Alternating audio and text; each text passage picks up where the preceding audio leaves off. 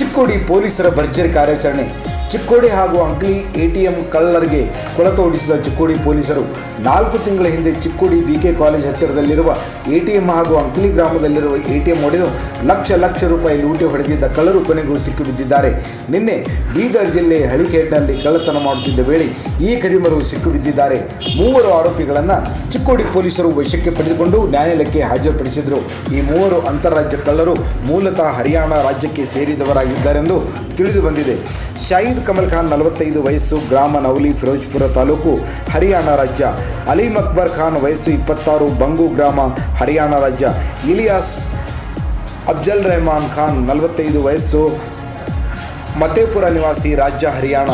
ಈ ಖದೀಮರು 4 ತಿಂಗಳು ಹಿಂದೆ ಚಿಕ್ಕೋಡಿ, ಅಂಕ್ಲಿ, ಸಾಂಗ್ಲಿ, ಸಾತಾರ ನಗರಗಳಲ್ಲಿ ಎಟಿಎಂ ಹೊಡೆದು ಕಳ್ಳತನ ಮಾಡಿದ್ದರು. ಈವರೆಗೆ ಒಟ್ಟು 12 ಎಟಿಎಂಗಳನ್ನು ಹೊಡೆದು ಹಣ ದೋಚಿದ್ದಾರೆಂದು ತಿಳಿದು ಬಂದಿದೆ. ಸದ್ಯಕ್ಕೆ ಪೊಲೀಸರು ಇವರಿಂದ 9,05,000 ನಗದು, 15 ಲಕ್ಷ ಮೌಲ್ಯದ ಕ್ರೇಟಾ ಕಾರು, ಕಳ್ಳತನಕ್ಕೆ ಸಂಬಂಧಿಸಿದ gas cutter, oxygen cylinder, gas cylinder ಹಾಗೂ ಇನ್ನಿತರ ವಸ್ತುಗಳನ್ನು ವಶಪಡಿಸಿಕೊಂಡಿದ್ದಾರೆ. ನವೆಂಬರ್ 9ರಂದು ಚಿಕ್ಕೋಡಿ ನಗರದ ಅಂಬೇಡ್ಕರ್ ನಗರದಲ್ಲಿರುವ ಎಟಿಎಂ ಹೊಡೆದು ಸುಮಾರು 23 ಲಕ್ಷ ರೂಪಾಯಿಗಳನ್ನು ಹಾಗೂ ಅಂಕ್ಲಿಯಲ್ಲಿರುವ ಎಟಿಎಂ ಅನ್ನು ಹೊಡೆದು ಲಕ್ಷ ರೂಪಾಯಿ ಹಣ ದೋಚಿ ಪರಾರಿಯಾಗಿದ್ದರು.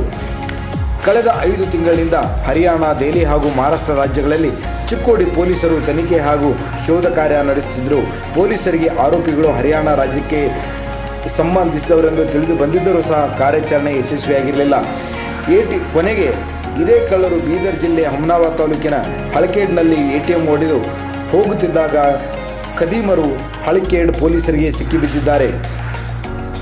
ಬಸವ ಕಲ್ಯಾಣ ಪಟ್ಟಣದಲ್ಲಿ 6 ಲಕ್ಷ ರೂಪಾಯಿ, ಚಿಟಗುಪ್ನಲ್ಲಿ 7 ಲಕ್ಷ, ಹಳಕೇಡ್ನಲ್ಲಿ 24 ಲಕ್ಷ ರೂಪಾಯಿ ಮೌಲ್ಯ ನಗದನ್ನು ಎಟಿಎಂನಿಂದ ದೋಚಿದ್ದರು. ಈ ವೇಳೆ ಹಳಕೇಡ್ ಪೊಲೀಸರಿಗೆ ಸಿಕ್ಕಿಬಿದ್ದಿದ್ದಾರೆ.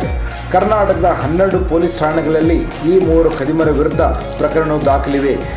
ನಿನ್ನೆ 3 ಆರೋಪಿಗಳನ್ನು ಚಿಕ್ಕೋಡಿಗೆ ತಂದು ವಿಚಾರಣೆ ನಡೆಸಲಾಗಿದೆ. ಆರೋಪಿಗಳನ್ನು ಸದ್ಯಕ್ಕೆ ನ್ಯಾಯಾಲಯಕ್ಕೆ ಹಾಜರುಪಡಿಸಿ ಮತ್ತೆ ಬೀದರ್ ಪೊಲೀಸರಿಗೆ ಒಪ್ಪಿಸಲಾಗಿದೆ. Chikkodi DYSP ಗೋಪಾಲಕೃಷ್ಣಗೌಡ, CPI ಕಾಡದೇವರ್, PSI Sachin ದಾಸರೆಡ್ಡಿ ಮತ್ತಷ್ಟು ತನಿಖೆ ಕೈಗೊಂಡಿದ್ದಾರೆಂದು ತಿಳಿದು ಬಂದಿದೆ.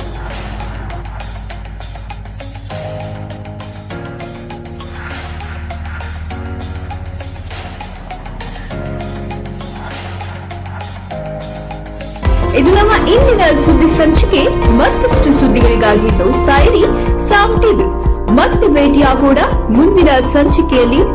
Thank you.